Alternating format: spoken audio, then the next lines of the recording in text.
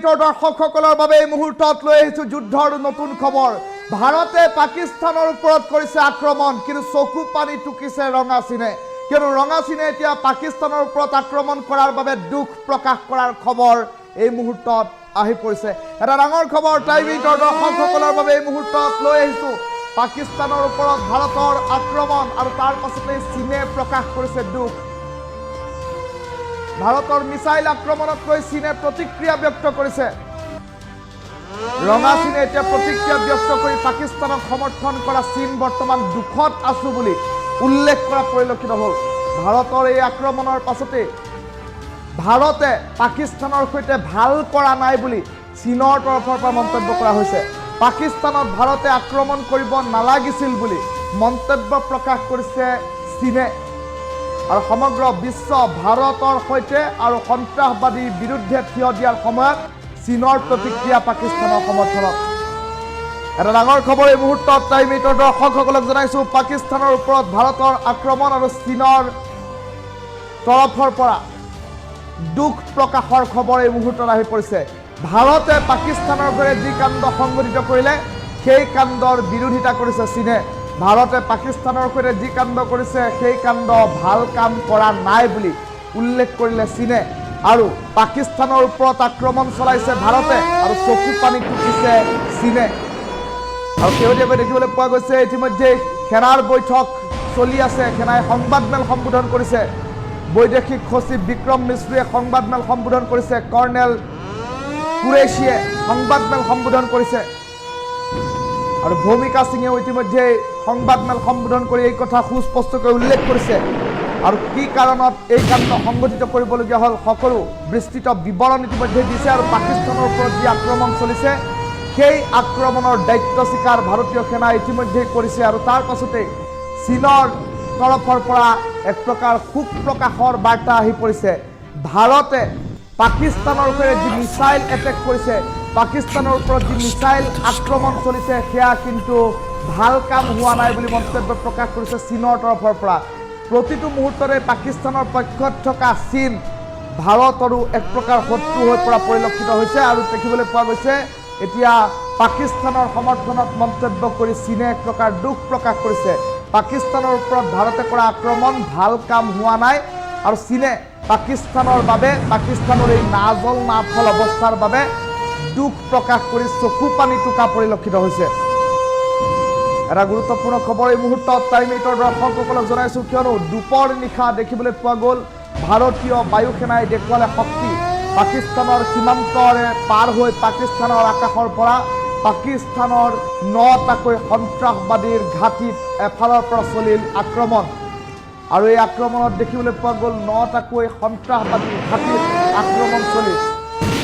আৰু তাৰ মাজতে দেখিবলৈ পোৱা গ'ল জৈশ ই মহম্মদৰ মুখ্য কাৰ্যালয়, লস্কৰী তৈবাৰ মুখ্য কাৰ্যালয় মিছাইলেৰে ৰাফেল বিমানৰ পৰা উৰাই দিলে ভাৰতীয় বায়ু সেনাই। আৰু তাৰ পাছত 100তকৈ অধিক পাকিস্তানীক হত্যা কৰি সগৌৰৱেৰে ভাৰতলৈ উভতি আহিল ৰাফেল বিমান, ৰাফেল পাইলট। আৰু তাৰ পাছতে দেখিবলৈ পোৱা গ'ল সম্প্ৰতি সমগ্ৰ বিষয়টোক লৈ পাকিস্তানত হাহাকাৰ লাগিছে। বৈঠকৰ ওপৰত বৈঠক অনুষ্ঠিত হৈছে পাকিস্তানত। আৰু তাৰ মাজতেই সমগ্ৰ বিশ্বই ভাৰতক ছাপোৰ্ট কৰিছে, ভাৰতক সমৰ্থন আগবঢ়াইছে। কিছু কিছু শক্তিশালী ৰাষ্ট্ৰই ভাৰতক সহায় কৰাৰো আশ্বাস দিছে। আৰু তেনে পৰিপ্ৰেক্ষিতত দেখিবলৈ পোৱা গৈছে সমগ্ৰ বিশ্ব এফালে আৰু আনফালে পাকিস্তানৰ পক্ষত কেৱল থিয় দিছে ৰঙা চীনে। ৰঙা চীনে থিয় হৈ এটা কথাই উল্লেখ কৰিছে, ভাৰতে যি আক্ৰমণ চলাইছে এয়া ভাল কথা হোৱা নাই। আৰু তাৰ বাবে পাকিস্তানৰ নাজল নাথল অৱস্থা দেখি এটা চীনৰ জিনপিঙৰ চকুত চকু পানী। আৰু যাৰ ফলশ্ৰুতিত দেখিবলৈ পোৱা গৈছে সমগ্ৰ বিষয়টোক লৈ এটা চৰ্চা আৰম্ভ হোৱাৰ খবৰ এই মুহূৰ্তত আহি পৰিছে। টাইম মিটৰ দৰ্শকসকলক এই মুহূৰ্তত জনাইছোঁ এটা ডাঙৰ খবৰ। আৰম্ভ হৈছে যুদ্ধ। আৰু তাৰ মাজতে দেখিবলৈ পোৱা গৈছে কোনো ধৰণৰ আগজাননী নিদিয়াকৈ এটা যুদ্ধৰ দামামা সীমান্তত। আৰু তাৰ মাজতে দেখিবলৈ পোৱা গৈছে এতিয়া পাকিস্তানৰ ওপৰত ভাৰতৰ যি আক্ৰমণ সেই ভাৰতৰ আক্ৰমণৰ পাছত সম্প্ৰতি দেখিবলৈ পোৱা গৈছে চীনে দুখ প্ৰকাশ কৰিছে।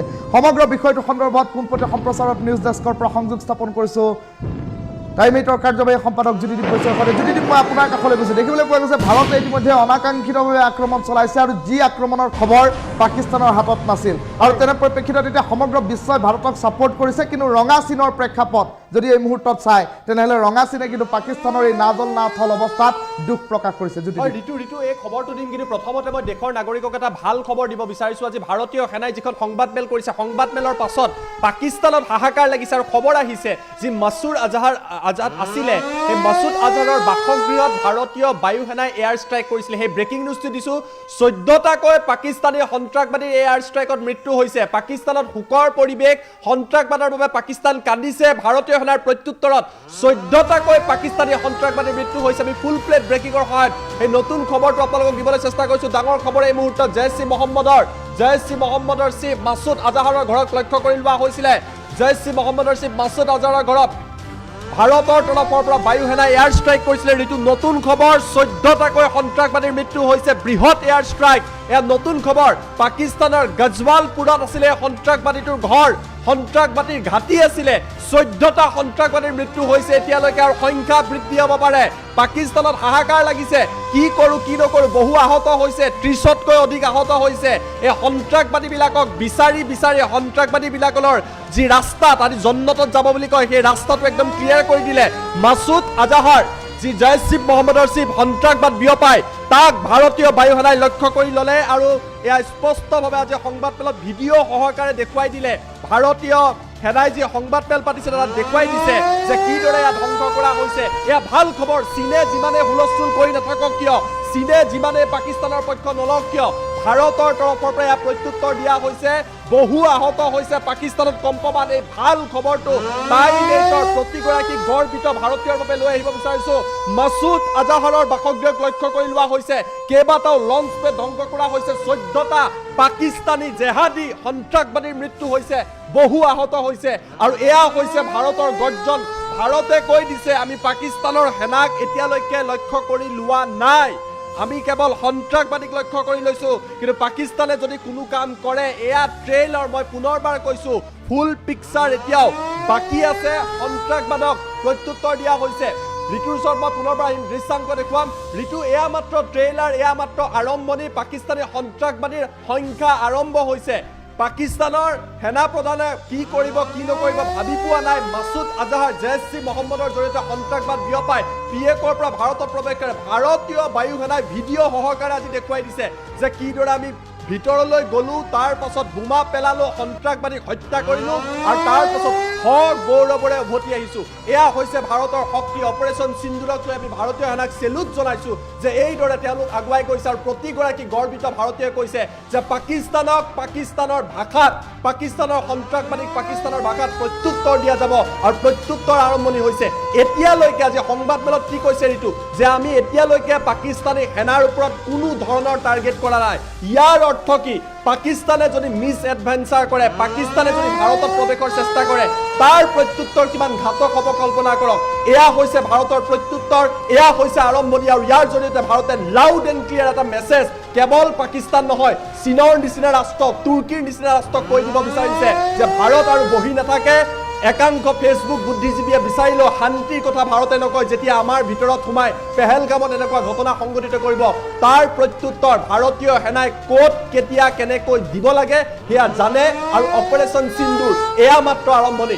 ঋতু, নিশ্চয়কৈ যদি চাওক, মানে ভৱালপুৰ নামৰ যিটো অঞ্চল, সেই অঞ্চলটোত থকা এখন মাৰ্কাজুল সুবহানাল্লাহ নামৰ যিটো মছজিদ, সেই মছজিদটোৱে ঘাটি আছিল, জৈচ ই মহম্মদৰ মুখ্য কাৰ্যালয় আছিল।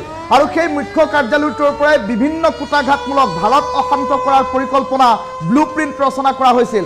আৰু সেই মাছুদ আজহাৰ নামৰ দুৰ্ধৰ্ষ সন্ত্ৰাসবাদীটো সেইটো মছজিদতেই বাহৰ পাতি আছিল। আৰু ইতিমধ্যে ভাৰতীয় সেনাই উল্লেখ কৰাৰ দৰে আকাশী মাৰ্গেৰে ইতিমধ্যে ৰকেট লাঞ্চাৰ, যিসমূহ মিছাইল নিক্ষেপ কৰা হৈছিল, আৰু লেজাৰ গাইডেড মিছাইলেৰে সেই সমগ্ৰ ঘাটিটো উৎখাত কৰা হৈছে। 14টাকৈ সন্ত্ৰাসবাদী নিহত হৈছে, আৰু সমান্তৰালকৈ ইতিমধ্যে মাছুদ আজহাৰৰ মৃত্যু হোৱা বুলি এক প্ৰকাৰ সন্দেহ ব্যক্ত কৰা হৈছে। কেইবাটাও ডাঙৰ কথা আছে। মাছুদ আজহাৰৰ মৃত্যু হৈছে নে নাই সেয়া কেইটামান মুহূৰ্তৰ পিছত গম পাম। কিন্তু এটা কথা সুনিশ্চিত, ভাৰতে ভিডিঅ' আকাৰে যি সংবাদমেলত দেখুৱাই দিছে, এনেকুৱা ভিডিঅ' আমি ইজৰাইলে যেতিয়া কোনো ঘটনা সংঘটিত কৰে, আমেৰিকান বায়ু সেনাই যেতিয়া ঘটনা সংঘটিত কৰে, তেওঁলোকৰ ফাইটাৰ জেটত কেমেৰা লগাই যায়, বোম কিদৰে পেলাইছে, ক'ত পেলাইছে, কিয় পেলাইছে, এয়া বৰ্ণনা কৰে।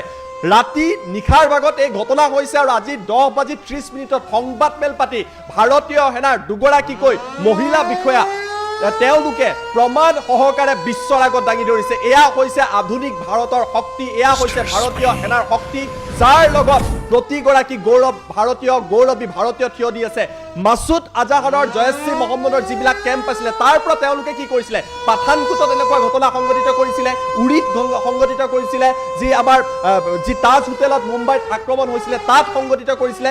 তাৰ পৰা এই সন্ত্ৰাসবাদীবিলাক আহিয়েই থাকে, আহি থাকি এই কাম কৰে আৰু তাৰ মাজত এই সন্ত্ৰাসবাদীবিলাকক প্ৰত্যুত্তৰ ভাৰতে দিছে, প্ৰমাণ সহকাৰে দিছে। পাকিস্তানত কম্পন হৈছে, পাকিস্তানে কি কৰিব কি নকৰিব ভাবি পোৱা নাই। পাকিস্তানৰ শেষ আশা হৈছে চীনে কিবা এটা কৰিব, কিন্তু চীনে একো কৰিব নোৱাৰে, কিয়নো ভাৰত বহু শক্তিশালী। পাকিস্তানে নিজেই নিজক ডিফেণ্ড কৰিব পৰা নাই। ইমান দিনে পাকিস্তানে সন্ত্ৰাসবাদ পুহি ৰাখিছিলে, তাৰ প্ৰত্যুত্তৰ পাইছে আৰু তাৰ প্ৰত্যুত্তৰ ভাৰতীয় সেনাই, ভাৰতীয় বায়ু সেনাই অপাৰেশ্যন সিন্ধুৰ জৰিয়তে দিয়া পৰিলক্ষিত হৈছে। পাকিস্তান কঁপি উঠিছে। কেৱল পাক অকুপাইড কাশ্মীৰ নহয়, পাকিস্তানৰ বহু ভিতৰলৈকে ভাৰত গৈছে আৰু তাৰ পাছত পাকিস্তানৰ নাকত তেল দি যেতিয়া পাকিস্তানৰ সেনা প্ৰধান শুই আছিলে, ISI চিফ শুই আছিলে, পাকিস্তানী সেনা শুই আছিলে, তেতিয়া ভাৰতে কঁপাই তুলিছে। এই ভিডিঅ'টো সামাজিক মাধ্যমত যিসকলে দেখিছে এয়াৰ ষ্ট্ৰাইকৰ, সেই ভিডিঅ' দেখি প্ৰতিগৰাকী ভাৰতীয়ৰ অন্তৰত আজি অলপ হ'লেও মনটো শান্তি পাম যে আমি পেহেলগামৰ প্ৰত্যুত্তৰ ইমান শক্তিশালী দিছোঁ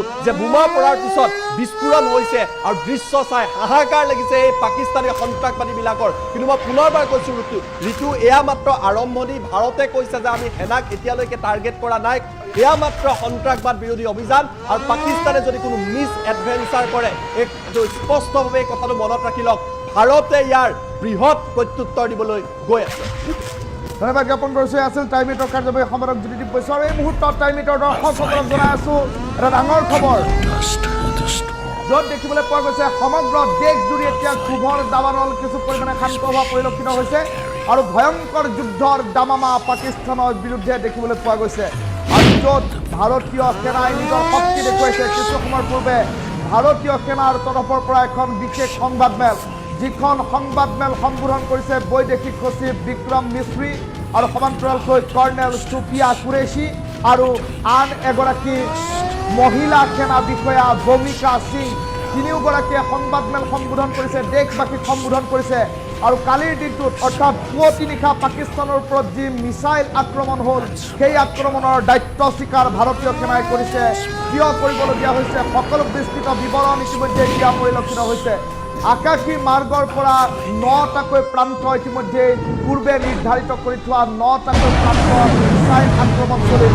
ইয়াৰে ভিতৰত আটাইতকৈ গুৰুত্বপূৰ্ণ জয়শ্ৰী মহম্মদ আৰু লস্কৰী তৈবাৰ যি দুটা মুখ্যালয় বুলি কোৱা হৈছে, এই মুখ্যালয় দুটা হৈছে, এটা হৈছে মাৰ্কাজুল সুবহানাল্লাহ, যিটো মছজিদৰ পৰা জয়শ্ৰী মহম্মদৰ প্ৰতিঘাতমূলক কাৰ্যকলাপ সংঘটিত হয়।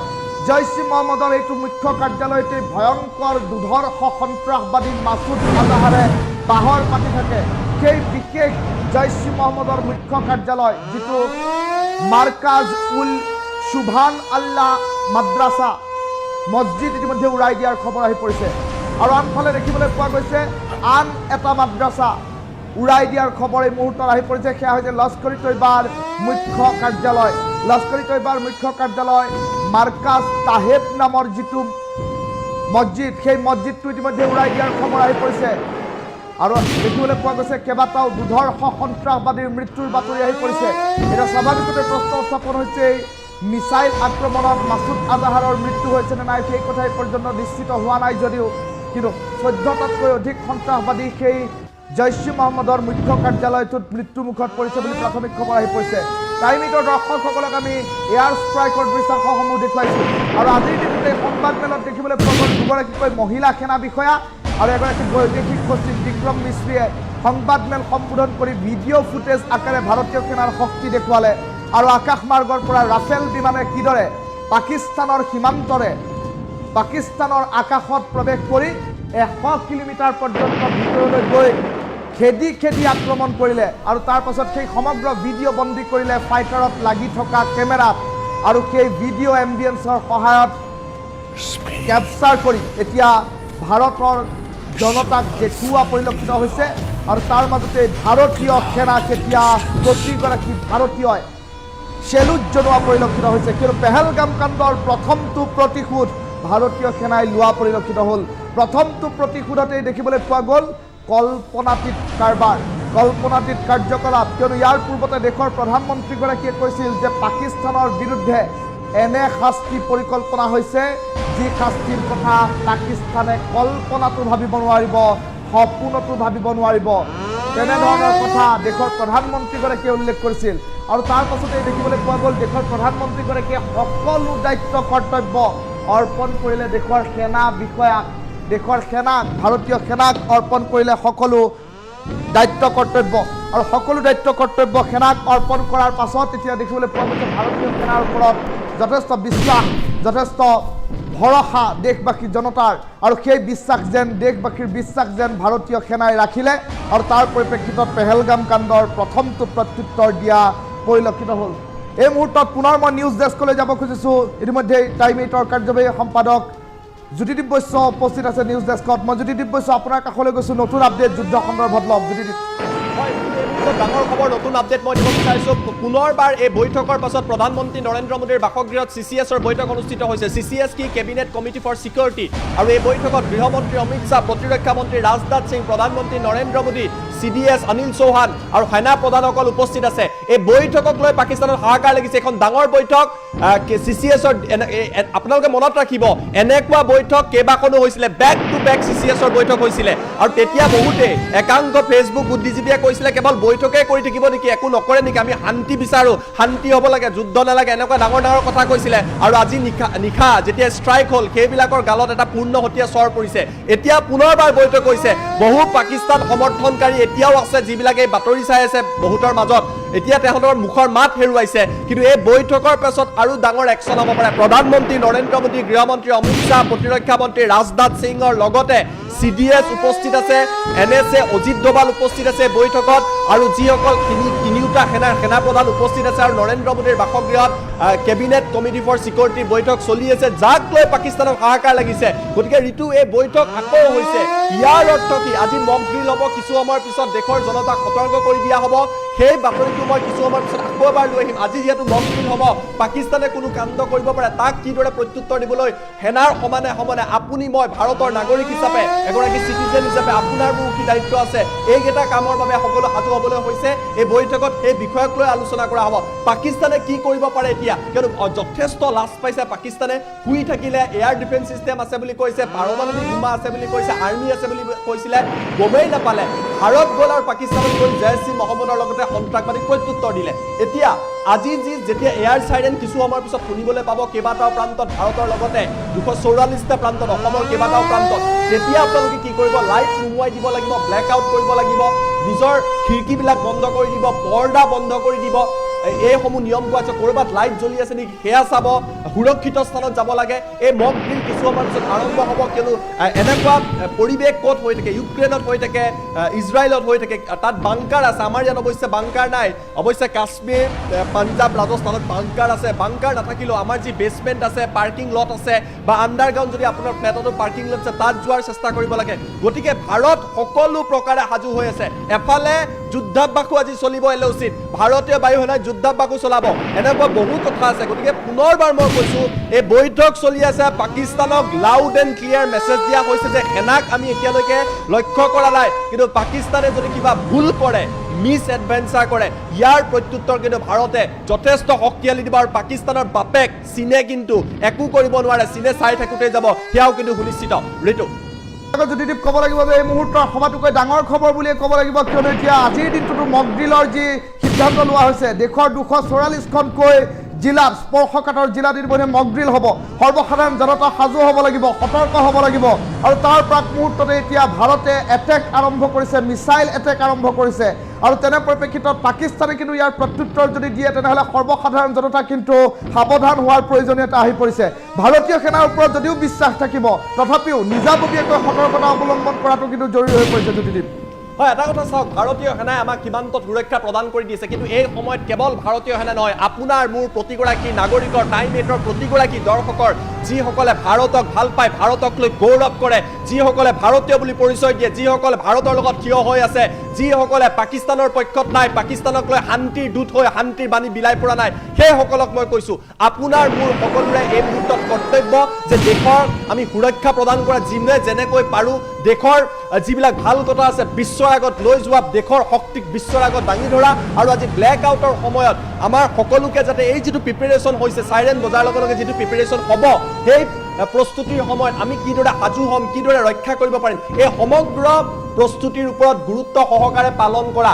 বহুতে কালি মই এটা নেৰেটিভ দেখিছিলোঁ যে ভাৰতে এইবিলাকেই কৰি থাকিব নেকি, কিয় মক ড্ৰিল কৰিব লাগে দেশত, এনেকুৱা এটা নেৰেটিভো আৰম্ভ হৈছিলে। তেওঁলোকক কৈ দিব বিচাৰিছোঁ, নিশা ভাৰতে প্ৰত্যুত্তৰ দিছে, কাইলৈ যদি ভগৱানে নকৰক কিবা এটা ৰিটালিয়েশ্যন কৰা হয়, তেতিয়া আমিও সজাগ হৈ থাকিব লাগিব। সীমান্তত আপোনাৰ মোৰ বাবে নিজৰ জীৱনৰ কথা নাভাবি সেইসকল ভাৰতীয় বীৰ জোৱান, সেইসকল ভাৰতৰ সৈনিক গৈ ৰৈ আছে, তেওঁলোকে নিজৰ পৰিয়ালৰ কথা ভবা নাই। আমাৰ এইখন দায়িত্ব হ'ব লাগে যে এই মুহূৰ্তত আপোনাৰ মোৰ বা কাৰোবাৰ ৰাজনৈতিক পাৰ্থক্য থাকিব পাৰে, চিন্তাৰ পাৰ্থক্য থাকিব পাৰে, কিন্তু এই মুহূৰ্তত সকলোৰে ওপৰত গৈ এক ভাৰত হিচাপে, এখন দেশ হিচাপে, এখন ৰাষ্ট্ৰ হিচাপে, ভাৰতক ভালপোৱা এগৰাকী ব্যক্তি হিচাপে সকলো আমি একত্ৰিত হ'ব লাগে আৰু পাকিস্তানক প্ৰত্যুত্তৰ দিব লাগে। গতিকে এই মক ড্ৰিলত সকলোৱে সহযোগ কৰক, কি কি কৰিব লাগিব, কি কি কৰিব নালাগিব, কেইটামান মুহূৰ্তৰ পাছত টাইম 8 ইন ডিটেইল কভাৰেজ লৈ আহিব, য'ত আমি সকলো কথা বৰ্ণনা কৰিম। গতিকে টাইম 8 চাই থাকক আৰু প্ৰতিগৰাকী ভাৰতীয় গৌৰৱৰে পাকিস্তানৰ সমৰ্থকক কৈ দিয়ক যে ভাৰতে প্ৰত্যুত্তৰ দিছে